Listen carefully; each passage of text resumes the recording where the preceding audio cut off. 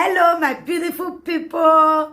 Good morning, good afternoon, good evening, depending on where you for the watch this my video. My people, as soon as know for this our channel, say we they bring gists, aproko, anything with no concern gist. Now with the land for this our channel. That's why you see, say this channel with the column Aproko Saga TV. Anyway, if you don't see that channel, news and gist what they do for dear.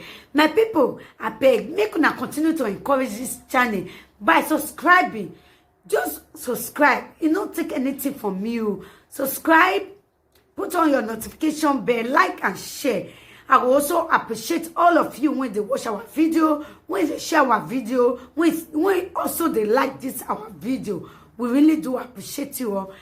Okay, guys, I go leave una make una watch this video. This is our latest gist. May I leave una make una watch am. Okay, my people, I will see you now for my next video. Bye bye. When you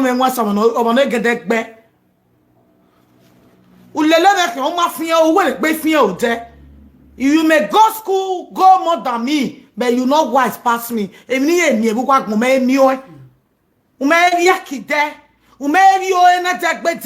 While you on a deck, sick me, I don't know you're on a deck, or give me our mutia. Are you buying a deck?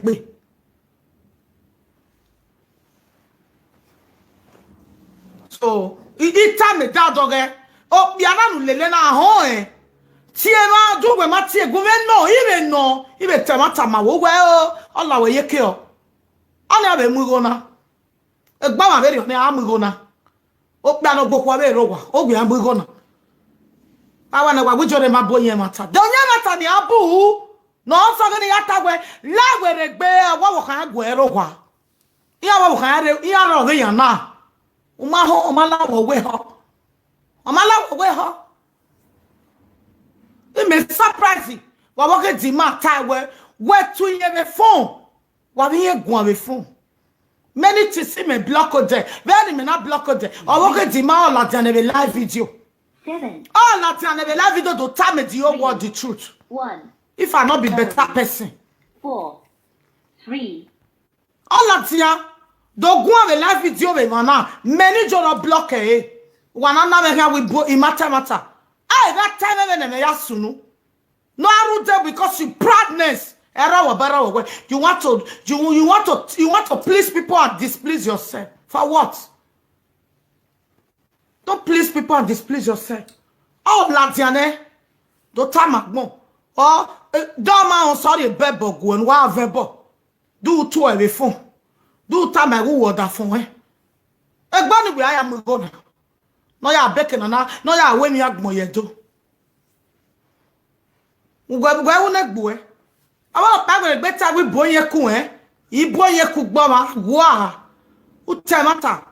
We give no ya sunu we so that we can neru all some be awu we man na we go suffer we will suffer avant who suffer wa be yore. Don't try me ima gbogbo we be bet e salobo nika or me or like matter. If you want to let God punish me, say the truth to the whole world. You will not see as well. Kenezeke lugukba kene bato keswe. Say the truth. Don't lie. And back you one we got the black boy. I still repeat that. Mata mama we got the nene. And here with me. I never need me myself. Here with me. I can tap my mene. Mommy Joro piano no me go. You go mune. Mata. You can't go no piano go we. At the end of the journal you my way. You get for a girl. Uma me moi.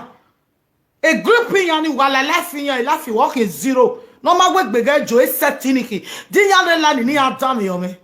When you may sick best, me mood Danny. I'm aware of better or go now mood that is setting no I'm going to no money. Don't attack my job. Instead of you to calm down so that you can get your money back. If you want, you get that money through me. But if you want to recover your money, now still through me. No go wajena. No jena no edanu jena one era umiyewo. Where is that so wa ba bege we uba gogo o ma no bege wo ma we vie eve we ya vi evo ya yore o ma go wa we why we go ne plan boy why we go e ba me kego Ibi me dala jave programming make it. Why am I going to be? Why am I going to be? Oh, wamaho.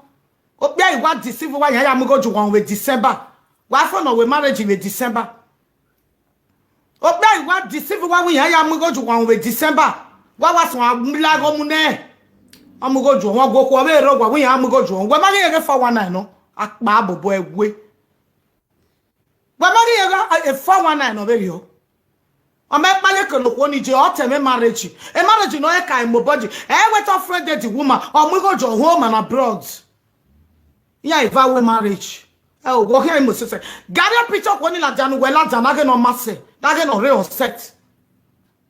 You got it well at that. A group any ya just ne.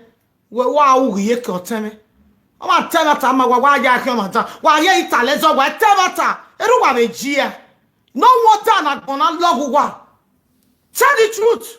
I mean, not see as I will be. I mean, a battle for how many years?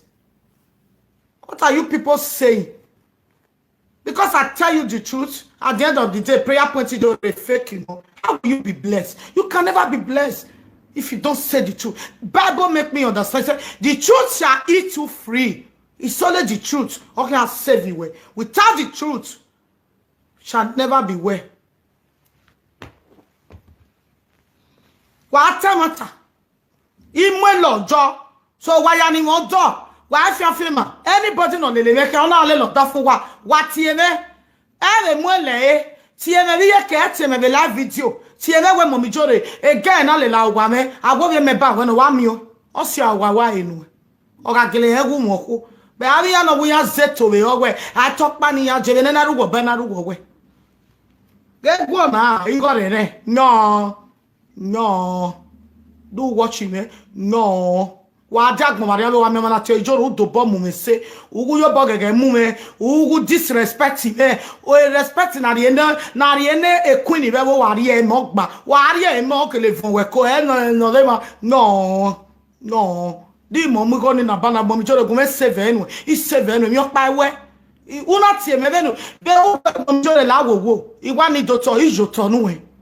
Mommy jolo penny kelele wela chopo pari yana mi we nu e bi eke no e mo we mugo ne no we viede no so imana time ya ni ke ya be dejo so ka can you left from your home no a billions millions of naira pa no on your man we no because it's too ago when you home nobody will respect the error no it be me we are not very respect we are must to come down then me go alo echi wa ga merere no wa go make my way no am wo me go na blabo no you go no me account you go no me we bo mo go mo we de no blabo me go ya do business no on your man way no no I ever turn out, I ever we bet, or I cannot take a correction.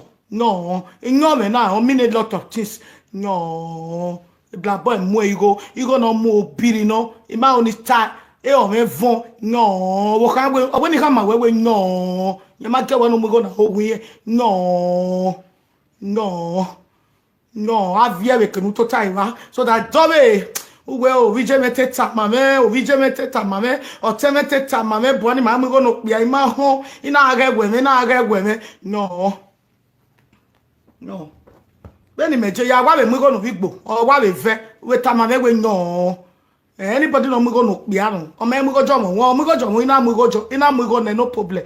Me na mu go ne be na ona be ve, we tamame we no. Back eh, wa be la do we, no, teme, no. Uma when I'm going to pia, we are going to pia. No, yo. Then you walk man. One way, me. Okay. Then you walk out na ya unwe. Umekena, wa yak mo variave. Agata mago kuona no lele kana ari bujoga uri bujeme. Umarie. Okay. Mo e kara no gwe ona bane kwa. I only ya get with then and ya get with and me we on frustrating e jore ku anyi gbe e respect mo ga ru gbe do my no so I ona ya unu e ge manara wo kai maga we kwa ni mi go ni pe aga then we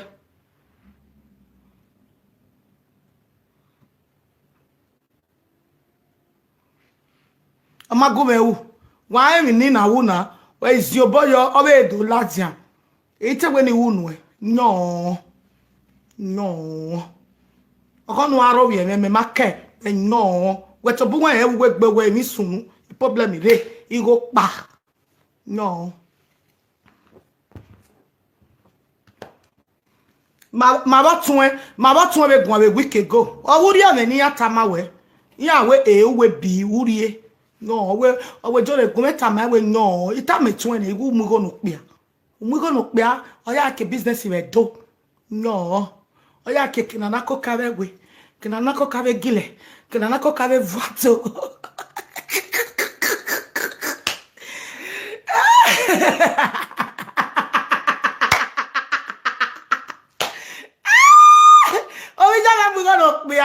atave no that we bo we just magbalaja wo pa we je mo we o mi go no pe ara mi go no pe adu apalupolo me ku omo adu apalupolo me vuato do my enwe ope ni me ya result no ro o say na tamu gwa every day why am go ne blaboy why am go e blaboy ro pa malaki me je bi udeniri enu wa igwa no am go pe imagwe no mu me uya we ne gbewe o me ku atagwe ni yasun ale lijore ge mi opa ni ye achieve ge mi opa ni ye u o iwa bere negbe ijore mu we position ona do ari owe wo wa do akri agbe tebe ka mi no sunu ke na zakelu pa ekwe gweta na wa huwa uta odukun we ke kalo ekwe gwete ke nu wie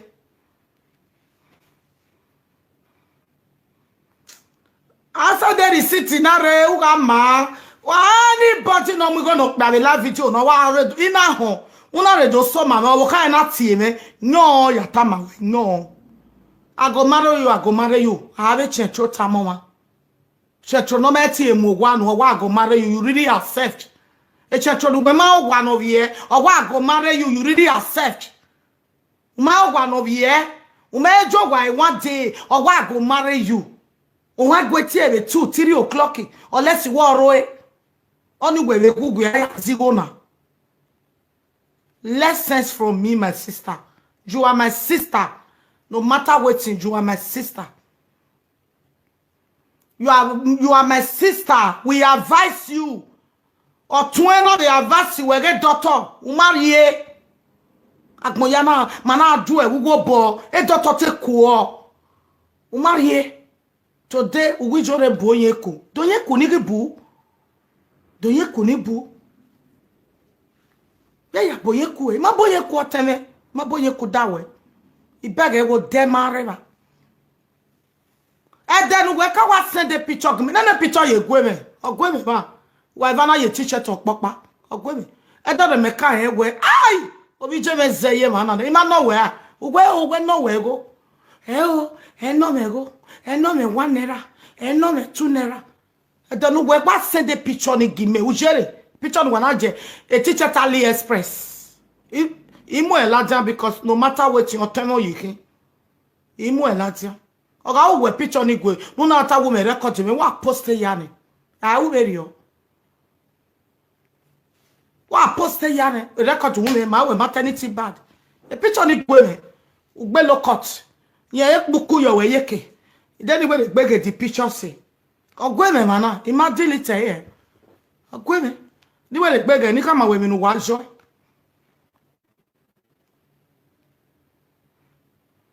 do my jere ni je were we no pia na picture wa gwe me ma wa re ba we kpuku ohun ye na ohun we no ohun ivi we na ohun we no ohun blabo e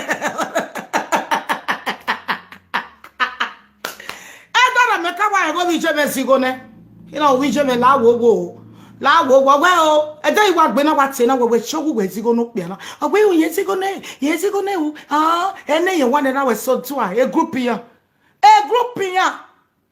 a group ni we mu we sigo ne e ga na iwo na you go no so we ya begedege una mu ne bla boy wa do ja papa je me gbe wa do ja papa ji me gbe me ya we wa do ja papa je me gbe who was the picture go me na we che to re o e je to la for vi je me o na we wu e picture ni gwe me doctor send down the private number mere Ni kama we mi no wa eva joy.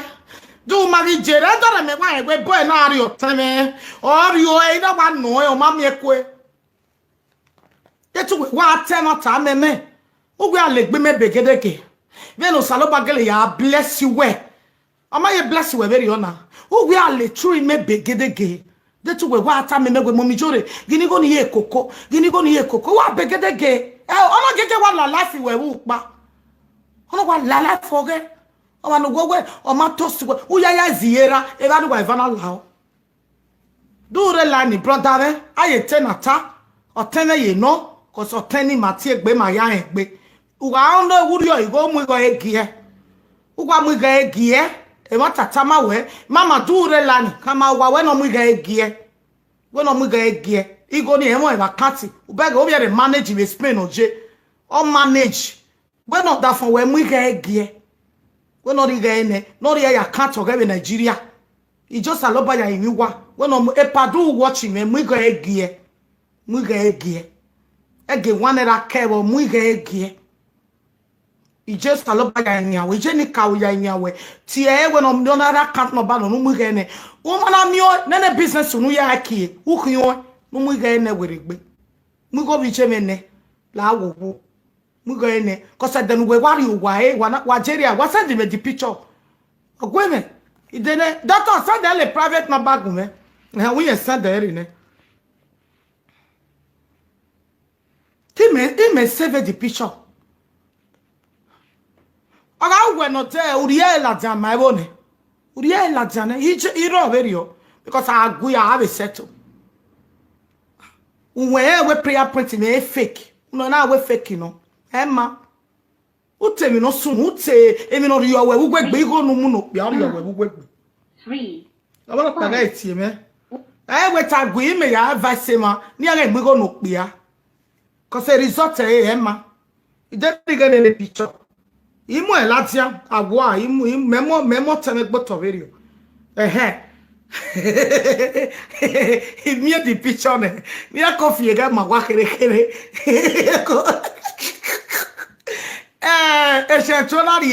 on the color the mana. It's choking. What's when you have double? You me. Osaloba we na temata. Epa choking. Una the color DJ ma. Ovije me na mudia yo dao. Ye na mudia yeke. Imwe magwa imwe magwa aye tena ta tena yebe no yebe lake imba be lake yebe tagwe malake so eri me ya we mi me o tena no bia wo pa makeji o eje to la de color di ni e ko flash e magwa kere imwe magwa we Omo na rukmo ya gwo wije unwe go montano no matter what you tell you know double me ma wije obi ori omo no amo pa ya huema e kan pa ya huema so it's okay like that but epa umuga ege eta we iya wijore gwi wijore si wo sa muga ege e prayer la ni me na ivie me ba mo o iya contribute jigo ni muga ege no make na ame peace no make na amo goko eden we watre e picture na e me waka he imatie we bedegbe iwa bege cause me ya ina we chetro na na ogbo wije me wane ge ye eva ye na we amumogie yo ye no mo ne picture o we mumogie e lokoti e blabo ero yeke teacher to panya jo e teacher ti no ye no me be kwa me o pink ona ame be eno pe ari ne crazy ori ne crazy juru mi ari ejuru ye mari mi ro pa juru so ima wa ke mero be ri obe no gugwa wa ba ma gugu me record oge be ni ma be na ja watch you say we me vie a message no ga say ja be said gugu we me vie like that I not dey useless like that iro very okay emi nu gwe u ma ugwe na agui emi nu gwe u dame emi ya le lugwe maga settle ido emi na ya guwe gwan unu aya gwe gbegbo emi na uwe kan na u ni afile yakwa imo e latia Anytime he have me in the picture, or girl me. He tell me the phone, but or rototo. Or say, guy, oh, smile. When no say no smile, where mommy jore pa, he go make pa. Mommy jore, he go make my boat where. I don't even know girl na 1 minute. Mommy jore, my boat where. And a matter, but with my own wise, in our head, we just invest in there.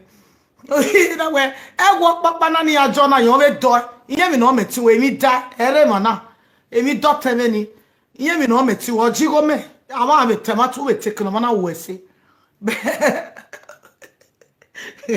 You to boy mwe. E no that your boy your izabo. Or your boy is.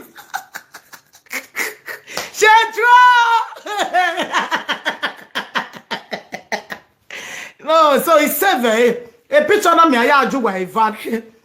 A picture na e aya aju wa ifare. Ya iwe na do glass ya we na ba na akwo eri na. Ya mo are kra na pe picture. Ni a glass me. So I do glass I do mo kegbe. Ni aje were ni be ya aje no kpere.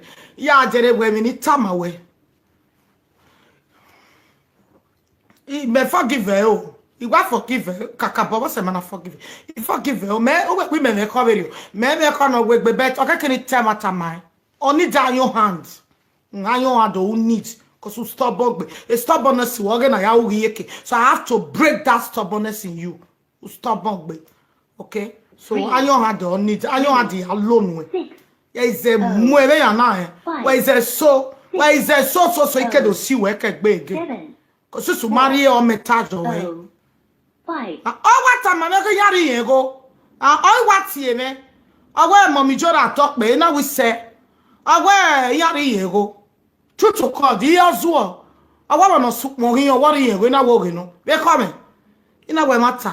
When Mamma go get second go away, say, no one will be going to governor you. Oh, no soup more. Eh, when you take any java, instead of her to come straight. 7. 4. Instead of her to come straight. No way, mommy jore, go mame o dere ri o me go. O mata ma me go teme. O wo no sup mi ye go ri ye go. 3. O ri drop a phone me ve na ro kwala o me. 6. I toge ma we a toge ma wa unwa no me. E dey study ni tana. I ga when ni fia ba he, I ga when ni toge. Again I stop o ri fia phone. A me ve na wa ro kwala o me. Hi. Na whatever ma be fie o ma be lele me fie o na we a man na wari o igo no bado tama me na wete lon ona bado tama me wete lori yen go e ko ya na wa balon wa ameve na wa rokwa ina wa vie mo pa be me e ga ni ro wa me bo no pa ina vie wa tama e ho e ri ude on a problem o ge wa we e o wa la yeke o wala yeke o emi no sunu ni emi obero o just tie na de na owo wo mu e no mana yeti get egbe you go pa na we mo go no let lo o ge drop it for me na do en we bla boy no ina wo ma ono ta o ehin ga ta ma me I wa logo e bai e ko ma ge hita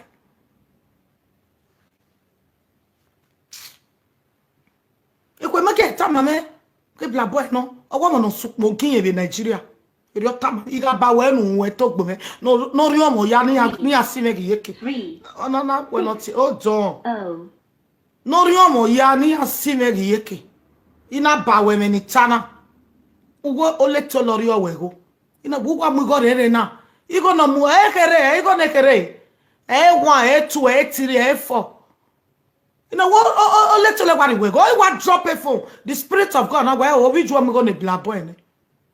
Okay, can me now? What do you mean? Yeah. There is no day na ya vie. Oh, is a what vie wala jam la vie to aro vie me. Ma reva. Don't to tell me. We got tell me baba na we mommy jore. Go mess your sana. Ya go wes your sa. Yes. Ya go wes ye me go we jobo. Because if you me ba won contribute to joy. 3. Madam, yes, sir. What matter? A doctor marogi, a mema marogi we, a doctor ga vielele we. Doctor na ye ho mana, ye ho uma ho. Wanye iteme ve na, udu koduku. Eri we se nijore, ijere gbe me yese, devi no ese no me. Me ti we one day we go make boma, tomato salobo. 3, It's good to say the truth. I ma ya go where your son whether good or bad. No no work the man. Ya tie e mama do watching ya tie we back we. So work order from we no mu ge. Yes. Oh we ebe mu ge gba mi we yen oko eke Jesu, oko eke nika o. They don't they take my advice. You know what they close to me. I went to they close to me no secret me o my rock ba. But at least ozejari shi me. O ma je me no ge me so we one month ya me tiri she mo mi jore. O ki yen ro very o. O te fire me le igba we Facebook ko ipike call again. But o marry. Today you are crying. 3, 3,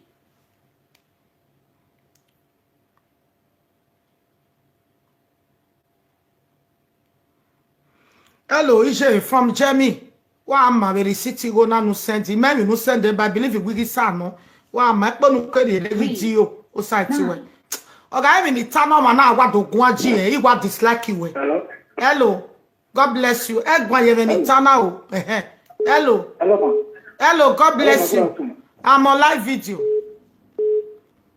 Okay, let me take call you that day. Where I say I need you, ma. My brother, you go see woman by yourself. Go buy olive oil, make her pray put. Yeah, you go see woman. You can't tell me that day. I call you at any. Who can I call at any time? Go buy olive oil, 2 packets of salt. Every day, if you want to go out, you go to pray. You go take and do cross for your forehead. Okay? By the grace of God. Okay, if you need buy things, I'll call you. Okay. Okay, ma. Emi no save one open. Ma bele be no we waje. Emi ya no wata lo image. Won egbe bi me be ya go me gun. Bi me ba do ofile so ma me kirikiri.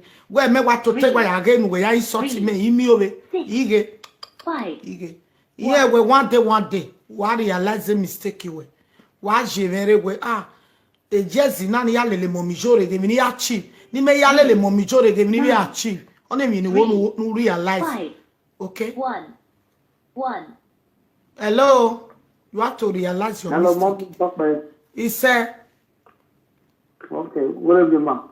he was side you. Mommy, okay. Mommy. Hello? Hello.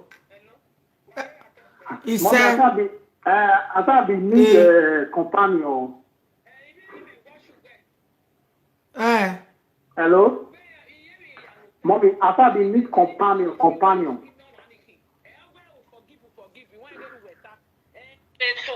Hello?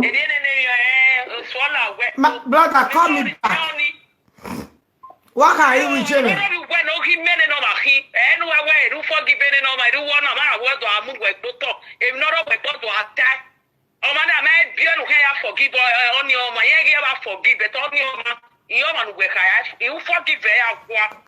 Only say, Jimmy. Yeah. I forgive them again. 5,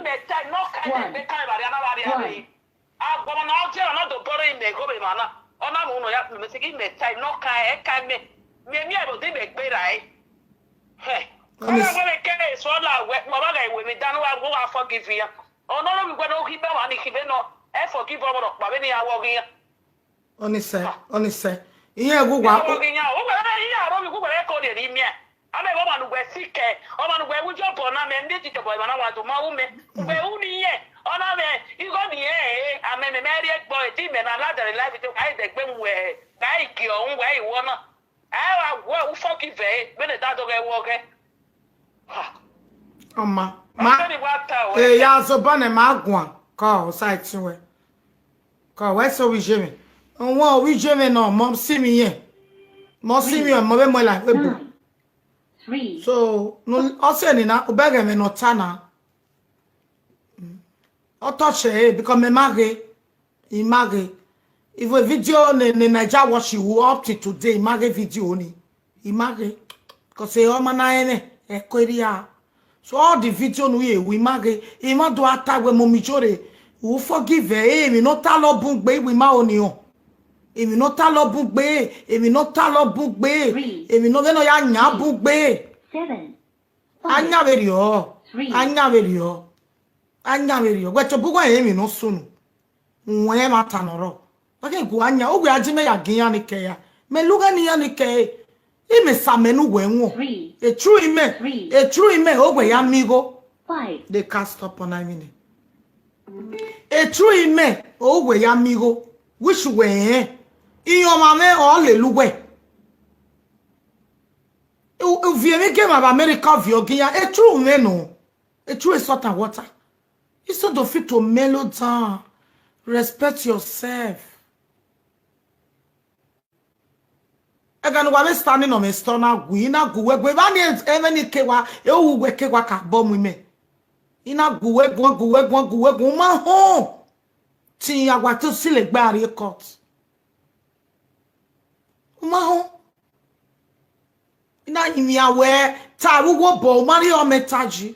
O weti de banya. I de banya. When go ti o ti me working. How ma we what's up on not the prayer energy? Ike mi no sunu usala diane live video. Ike mi no sunu usala diane. Many member, ya magi safety we. Thousands of member. Forgetting ya anti we and then other one no ya gwalo. Thousands.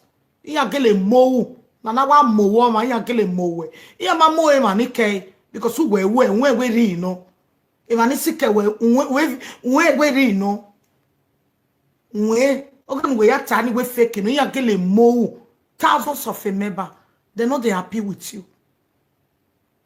oga wo me picture na we post ene when we ga tabu we me record just we gele ave record wa gele post e wa post e ujo wa hinyenye ke okekaro do regret when we na me jobonu we be life we ima wo jobonu we na ya wo no ba ko you were trying to destroy my prayer. You were telling people that uriye 20 days ijo I go to gbe mi o ma be sort and what I do kai eri ya wuta o mema awo mema so eri ya kai. So today I want to beg on your behalf all my members ko we je me no we active forgive you we je me forgive one members ya kenire benjo kenire America all over the world wa forgive wala go forgive one na beg one we condition ge a thickness doctor one of Paris forgive la go many insult mo imiana wa forgive no dey frustration o ya ari ke no ma keke nojo do akoli ya do ayimi ya do alalo nisin ya frustration where even ya imi ya na do imi me so we may beg go boye gbegbo and then gbina mataga ano just because you want to bring me down you be trying to see why iyore gbotso. That is the reason why you go and beg rubbish people instead of them to beg you umarongi. At the end of the day una ya mwegbo gbotso una beg o man umarongi umwegbe gbotso o man na beg o man na wrong I beg una boye mata. Nobody will blame you. So why all over the world? Wa manika isunu jeni okay? Wa forgive. Because Emilio we gbe mi sunu. Wa forgive. O wana mugo no pia. E ba ma ri gba e. O ma me bai. O ma na me mo so anwanya nyo. O ye ma yen na do ha eji me gbe do aro bi o hia me. E beta imotesie. Wa ya la wo wa forgive. Emi ya no wa beg go ka atalo. E for such on ya atalo. Ye to be here, when I go on a picture ni ka go e go ye we prayer. That not do my picture ye picture ni ka ye WhatsApp ogere. Iwa e awun tan no be po erejo. Ale man ni me reject in na tik bigidi no date. Those are the people no be boyejo. Those are the people no be pobolele. Iya na e we a level a program in Oluga no here. A position in Memugweji, Oluga no here. Oluga no here. Total no a message na. Ijoba no we. In Memugweji a program in Oluga no here. When my we are jealousy we. So no wayala we forgive eh. What? Ohoni e mai mi ame. We forgive eh. Cause imoemi no sunu. Owoke dima. Iyemi yane. No baga gwe. Iyemi ya no sunu. So we forgive eh. Wala wo. If you God of iyore, we forgive eh. One, we forgive eh. Why mo? Why we no we forgive eh.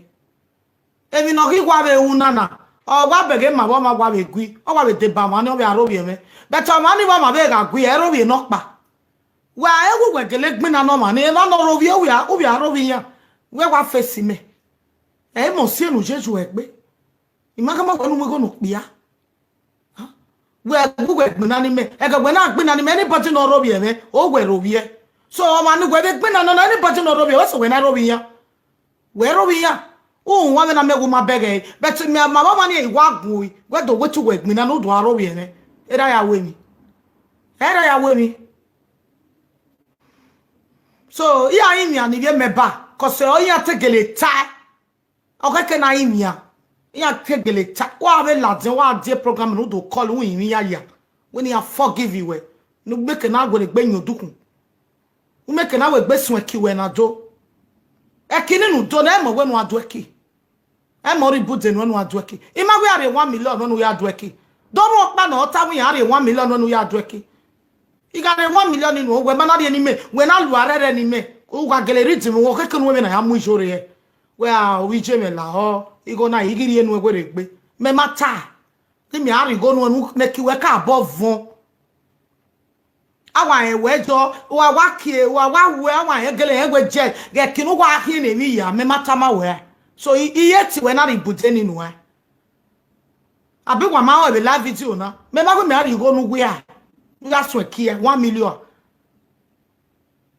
wa when he posted it we posted it gwe o wa dan hiverio don wo pa na owe nu abi ya nu we la lo ni sign ni ya din ya we nu din ya be ide ni ya re nu ja koko gbe Garo wi o e so wa mi atabe fun benu wa ya gbon ma e o wa mi ya na be fun wa ni yin o mama gbon iya go we ni yin mama gbon iya go we plan onu we re we bodo at your age abu we me ya gi o we ye ke wa drop a phone eh we o ne gbe we de ni me go we plan ibe ya awu se imodo imunu e imodo munu e iwe no adu eke e kinu nu to na mo re we jo ya wa vaccine we be dia ya popo we ya mu we yeke e no na gesu to low we no do mu egbo to I want to talk to you as a sister wa la we gbe robi jore we gbe robi me izobo ma so we ma ye forgive izobo I be just better now okay robi me if we forgive ya don't want pa no ta Abi yana no where ijore when he ata o se ni yana yana ro toto me ni amana mie ba ede na gbona logo yana wa kokoro no si Morocco no tama ko o mie ya je 1 million so kibe Facebook me mata mu we yes or no na wo wa hin ni ya gele wa gele make me view we dia ya kitan have active go but mamu ri oto egbe balene mamu ri oto egbe kan we ga do ko dere yan wo bore instead of it to celebrate we so time wa do re yan o de dan o mo pia mama mo be go nu wi awe nu amu pia ni ya nu wi amigo wo mata ma me we mo mi joro kele wa gbe go wa iga ba we no torium mo popo me ni va ya fefe worium mo no logo me o mata ma me go mi go wa wa igole wa gbe go una mu no dere ede ma we gba o so mana ya we mi agbon so wa forgive wa ya fefe wa forgive a Christian mahin ma e ko no we gbe won wa forgive mi ya no why wa forgive wa jabo doctor e gwira me won awowo wa forgive Oje mama ne no process. On need a prayer, on need a deliverance. Ya try. One day need bless anointing your year when special one he will fasting jo. No loyal 7 days. Small one no. We make sure with that 7 days or for. No na mi na ni ewu na ya mi na okay your work berry. Ewu na teme sima we no la work be. No make na joy. I beg won't wet to me. I know what you are passing through. I know why you are crying. I know everything about you. You hear me? More than all those people. And they laugh them. Hey, how do I sing waka when you are dying in silence?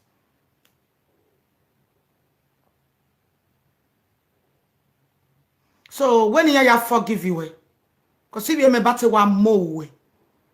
I'm begging you to go with Jamie. I'm going to go with Jamie, no, any member. The real one, not love him, eh? When we are Georgia, me, and my gogo. Oh, especially when I want to we may prove a fake, you know, whereas you lie. Why do you lie to the whole world like that? That is the only thing we are ladia. Where the better me the whole world, where to talk about. How many prove?